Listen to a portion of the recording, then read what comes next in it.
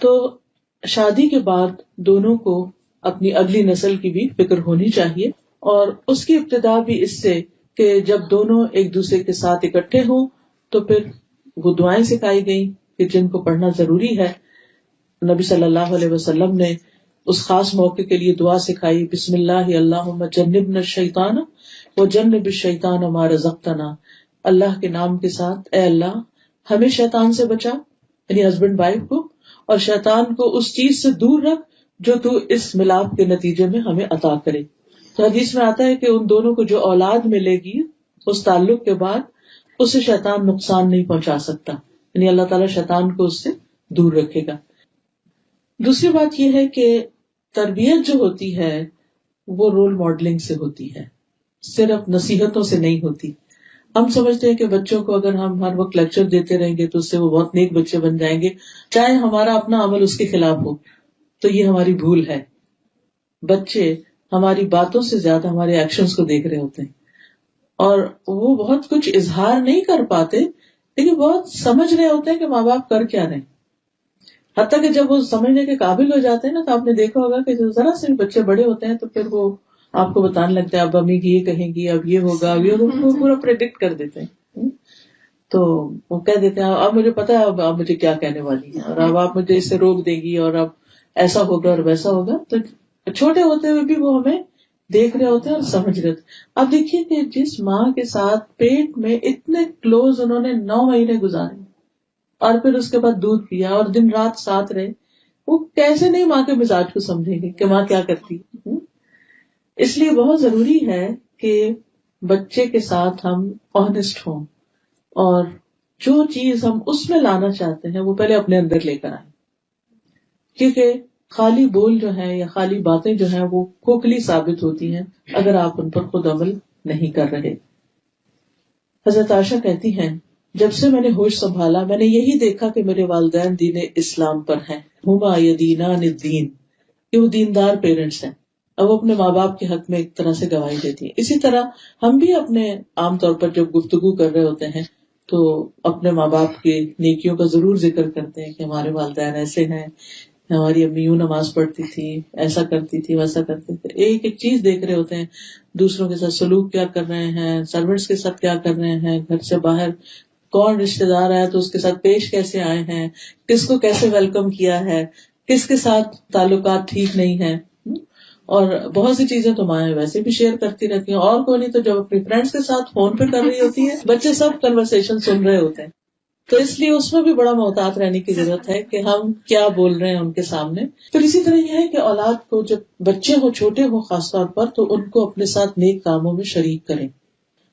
بہترین تربیت اس وقت ہوتی ہے جب ہم ان کے ساتھ مل کے کوئی کام کر رہے ہوتے ہیں، چاہے وہ اسکول کا کوئی پروجیکٹ ہے، چاہے وہ ان کا قرآن کا ٹائم ہے یا نماز کا ٹائم ہے، یا پھر کوکنگ ٹائم ہے، آپ کچن میں ہیں ساتھ اپنے لگا لیں. کیونکہ عموماً ہم اپنے کام میں بہت پرفیکشن چاہتے ہیں نا، تو ہم بچوں کو قریب نہیں پٹکنے دیتے، اور کہتے تم چلے جاؤ میں خود ہی کر لوں گی.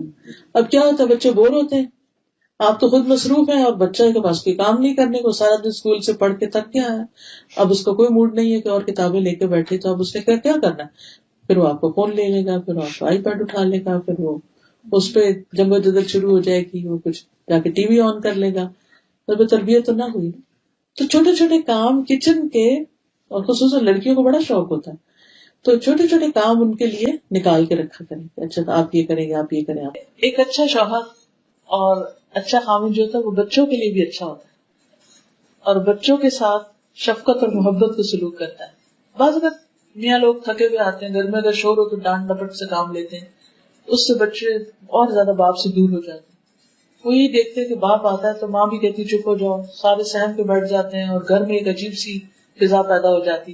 لیکن اس کے برعکس نبی صلی اللہ علیہ وسلم بچوں کے ساتھ شفقت اور محبت کا سلوک کیا کرتے تھے.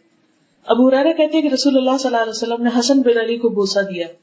آپ کے پاس اقرا بیٹھے ہوئے تھے، کہنے لگے کہ میرے 10 بیٹے، میں نے کسی کو بوسہ نہیں دیا. تو آپ نے ان کی طرف دیکھا اور فرمایا جو رحم نہیں کرتا اللہ اس پر رحم بھی نہیں کرتا. یعنی آپ بچوں کو اٹھاتے، پیار کرتے، ساتھ لگاتے، چومتے. ام سلمہ کی بیٹی تھی زینب، تو آپ ان کو زینب زینب کہا کرتے تھے، یعنی تصغیر کے ساتھ پیار سے بلاتے. پھر بچوں کی عزت بھی کیا کرتے تھے، ان کو رسپیکٹ دیتے.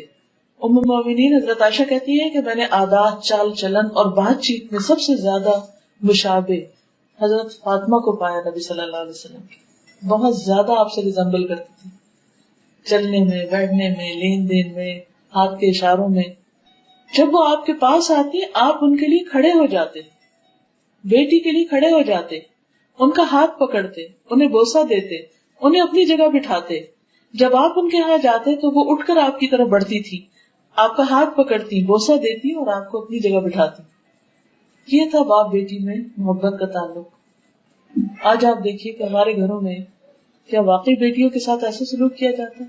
یہ امت کے مرد بھی اپنی بیٹیوں کے ساتھ یہ سلوک کر رہے ہیں؟ اگر نہیں تو فکر کی بات، کیونکہ یہ بھی آپ کی محبت کی شرط ہے کہ آپ کے طور طریقے بھی اختیار کیے جائیں. پھر نواسیوں کو کندھے پہ چڑھا لیتے. حضرت امامہ کے بارے میں آتا ہے، حضرت زینب کی بیٹی تھی. آپ نماز میں ہوتے تو ان کو بٹھا لیتے اپنے کندھے پر، رکوع پہ جاتے تو اتار دیتے، جب کھڑے ہوتے پھر چڑھا لیتے، حالانکہ آپ امامت کر رہے ہوتے تھے. بچے نماز کی حالت میں آپ کی پشت پہ سوار ہو جاتے اور آپ اپنا سجدہ لمبا کر دیتے تھے جب تک وہ اٹھتے نہیں تھے. بڑے بچے کو بھی پیار سے اپنی چادر کے نیچے گھسا لیتے تھے. جیسے ایک دفعہ آپ نے حضرت حسن حسین کو چھپایا اور حضرت علی آئے تو آپ نے ان کے اوپر بھی اپنا کپڑا کر دیا. لیکن اس کے ساتھ ساتھ ان کو ادب بھی سکھاتے تھے، یعنی صرف پیار ہی نہیں، لاڈ ہی نہیں، بلکہ تمیز بھی سکھائی.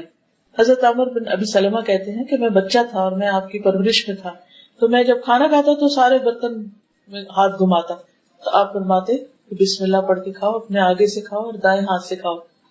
یعنی بچے اگر کھانے کی بیس پر بدتمیزی کر رہے ہیں یا صحیح سے نہیں کھا رہے تو صرف ماں کا فرض نہیں کہ بیچاری کانشیس ہو کے اور تکلیف اٹھائے اور بار بار وہ اس کی اصلاح کرے، بلکہ باپ کو بھی اس وقت اپنا رول پلے کرنا چاہیے. پھر اسی طرح یہ کہ حلال حرام کی تمیز. حضرت حسن نے ایک مرتبہ کھجور اپنے منہ میں لے لی تھی تو آپ نے اس کو کہا کہ یہ صدقہ کی کھجور ہے اور اس کو کہہ کے نکلوا دیا.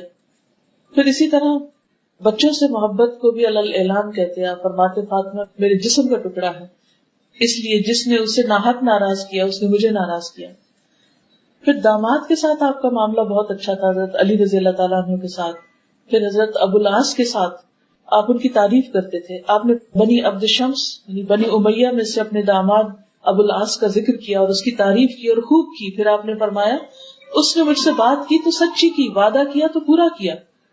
پھر اسی طرح حضرت علی رضی اللہ تعالیٰ عنہ ایک دفعہ حضرت فاطمہ سے ناراض ہو کر تو مسجد میں جا کے سو گئے تو آپ صلی اللہ علیہ وسلم فوراً اٹھے اور خود جا کر ان کو تلاش کیا. دیکھا تو وہ زمین پر لیٹے ہوئے ہیں اور ان کے جسم پر مٹی بھی لگ چکی ہے. رسول اللہ صلی اللہ علیہ وسلم ان کے جسم سے دھول کو جھاڑ رہے تھے اور فرما رہے تھے اٹھو ابو تراب، اٹھو ابو تراب. یہ نہیں کیا کہ بیٹی کی بیعت کے باتیں سننے لگے کہ اچھا پھر وہ ناراض ہے تو کیوں تم بھی ناراض ہو جاؤ، یا نہیں تمہاری پرواہ کرتے تو آؤ میں تم سے اتنی محبت کرتا ہوں گھر واپس آ جاؤ. یہ محبت نہیں ہوتی. عام طور پر ہم انتہائی درجوں پہ پہنچ جاتے ہیں کہ بس ٹھیک ہے اگر یہ بات ہے پھر اس کے بعد معاملہ ختم. دیکھیے ہم سب انسان ہیں، غلطیاں ہوتی ہیں، کمی بیشی ہوتی ہے، لیکن یہ رشتے بہت پیارے رشتے ہوتے ہیں. ان کا ایک لحاظ اور احترام رکھنا چاہیے اور ہر بات میں انتہا درجے پہ نہیں پہنچنا چاہیے. اب آپ دیکھیے کہ حضرت انس جو ہیں وہ 10 سال آپ کے پاس رہے اور وہ کیا کہتے ہیں کہ کبھی آپ نے اف تک نہیں کی، یعنی مجھے ڈانٹا نہیں، کبھی مجھ سے ناراض نہیں ہوئے، کبھی میرے کو سختی نہیں کی. اور کبھی کبھی وہ بچے تھے تو جو کام نہیں بھی کرتے تھے تو آپ ان کے اوپر سختی نہیں کرتے تھے، پیار سے دوبارہ یاد دلا دیتے. جیسے بچوں کو کام کرنا کہتے اچھا کرتے پھر بھول جاتے ہیں، پھر ہم ڈانٹتے اچھا تم نے سنا نہیں تھا. حضرت انس کہتے ہیں کہ میں 9 سال آپ کی خدمت میں رہا، مجھے نہیں یاد کہ آپ نے کبھی مجھ سے کہا کہ تم نے ایسا ایسا نہیں کیا، اور نہ کبھی کسی چیز کے بارے میں مجھ پر عیب لگایا. پھر کسی کام کے غلط ہونے پر ملامت نہیں کرتے تھے. حضرت انس کہتے ہیں کہ میں نے نبی صلی اللہ علیہ وسلم کی خدمت کی، اس دوران اگر مجھے کسی کام کا حکم دیا اور مجھ سے لیٹ ہو گیا یا وہ کام نہیں کر سکا تو آپ نے مجھے کبھی ملامت نہیں کی. اگر اہل خانہ میں سے کوئی شخص ملامت کرتا تو آپ فرماتے اسے چھوڑ دو، اگر تقدیر میں یہ کام لکھا ہوتا تو ضرور ہو جاتا، یعنی ٹیک اٹ ایزی. اگر نہیں کر سکا تو اللہ کا حکم نہیں تھا، یعنی اس سے معاملے کو ٹال دیتے تھے، آسانی کر دیتے تھے، اس کے لیے بے وجہ روک ٹوک نہیں کرتے تھے. ایک یہ چیز بچوں کی کریٹیوٹی کو مار دیتی ہے. ہم اپنے گھروں کو اتنا ایک بت خانہ بنا کے رکھ دیتے ہیں کہ ہر طرح کے اس میں ڈیکوریشن پیس سجا دیتے ہیں، پھر بچہ ہاتھ لگائے اس کو پکڑ پکڑ کے روکتے، پھر بچے کو روکتے، اس بچے کی جو آگے بڑھنے کی صلاحیت ہے وہ ختم ہو جاتی. تو اپنے گھروں کو چائلڈ فرینڈلی بنائیں، ان چیزوں کو ہٹا دیں اور بچے کو آزادی دیں، یا پھر ان کو تمیز سکھائیں اور وہ ہاتھ نہ لگائیں. آپ نے دیکھا کہ کچھ گھروں میں سب کچھ رکھا ہوتا ہے اور بچے ٹرین ہو جاتے ہیں کہ نہیں اس چیز کو نہیں کھیلنا، کسی اور چیز سے کھیلنا ہے.